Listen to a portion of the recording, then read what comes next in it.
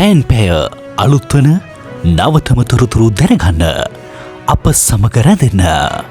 ඉදිරි කාලගුණය වත් ඉදිරිපත් කිරීම ශාන කවිතානගේ සැලකිලිමත් වන්න.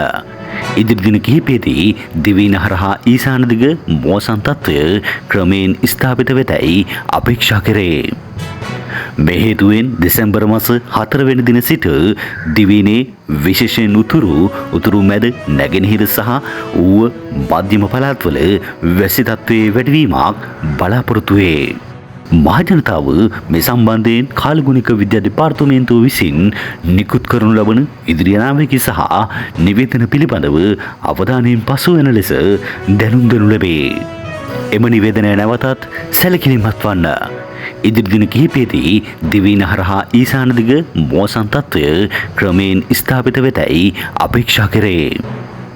මේ හේතුවෙන් දෙසැම්බර් මාස 4 වෙනි දින සිට දිවයිනේ විශේෂයෙන් උතුරු මැද නැගෙනහිර සහ ඌව මධ්‍යම පළාත්වල වැසි තත්ත්වයේ වැඩිවීමක් බලාපොරොත්තු වේ. මහජනතාව මේ සම්බන්ධයෙන් කාලගුණික විද්‍යා දෙපාර්තමේන්තුව විසින් නිකුත් කරනු ලබන ඉදිරි අනාවැකි සහ නිවේදන පිළිබඳව අවධානයෙන් පසු වෙන ලෙස දැනුම් දෙනු ලැබේ.